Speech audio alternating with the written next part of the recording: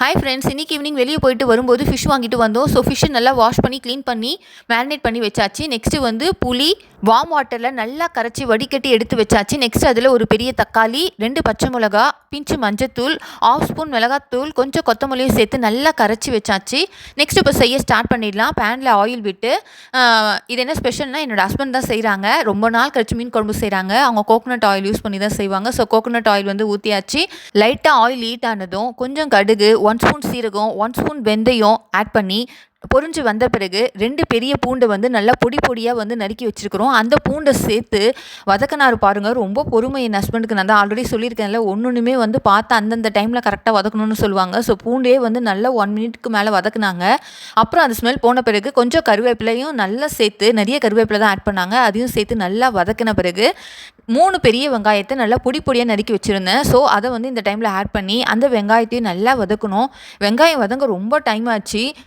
Next வந்து என்ன பண்ணார், ஒரு 90% வெந்த பிறகு சென்டரில் கொஞ்சம் ஸ்பேஸ் வந்து உண்டாக்கி அதில் வந்து கொஞ்சம் 1 ஸ்பூன் மிளகாத்தூள் ஆட் பண்ண சொன்னாங்க.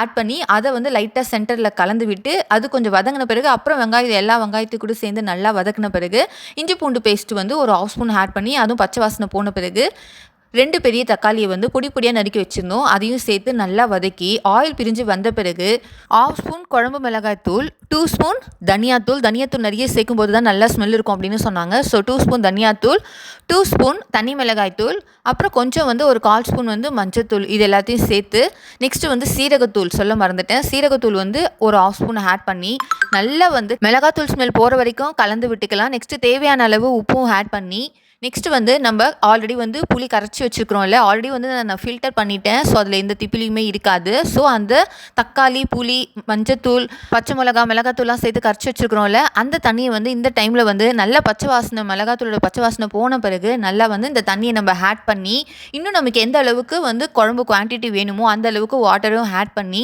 நல்லா வந்து ஒரு 4 மினிட்ஸ் வந்து நல்லா கொதிக்க விடலாம். பாருங்கள் எந்த அளவுக்கு கலர் சூப்பராக வந்திருக்கு பாருங்கள். அந்த மிளகாத்தூள், அந்த காஷ்மீர் சில்லியெல்லாம் சேர்த்து வந்து அந்த கலர் வந்து அவ்வளோ சூப்பராக வந்திருக்கு. நெக்ஸ்ட்டு குழம்பு நல்லா கொதி வந்தாச்சு. இப்போ வந்து நம்ம மேரினேட் பண்ணி வச்சுருக்கிற அந்த மீனை வந்து ஒன்று எடுத்து ஆட் பண்ணிக்கலாம்.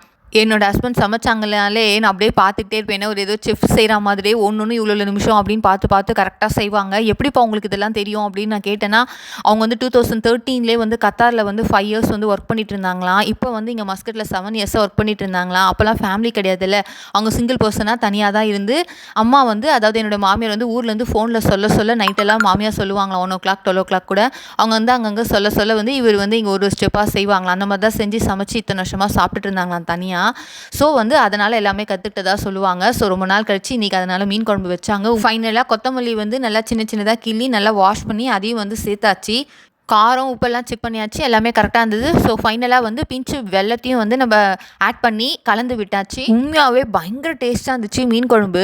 நான் வந்து ஃபஸ்ட்டு ஃப்ளைட் விட்டு இறங்கி இந்த மஸ்கட்டுக்கு வந்த அன்றைக்கி வந்து வீட்டில் வந்து மோலி பண்ணி வச்சுருந்தாங்க, மீன் மோலி. அது கூட ரொம்ப சூப்பராக இருந்துச்சு. அதோட நெக்ஸ்ட் டைம் இன்றைக்கி தான் மீன் குழம்பு வச்சுருக்காங்க. ரொம்ப சூப்பராக இருக்குது. அந்த கலரு, டேஸ்ட்டு, அந்த புளிப்பு, காரம் எல்லாமே செமையாக இருந்துச்சு.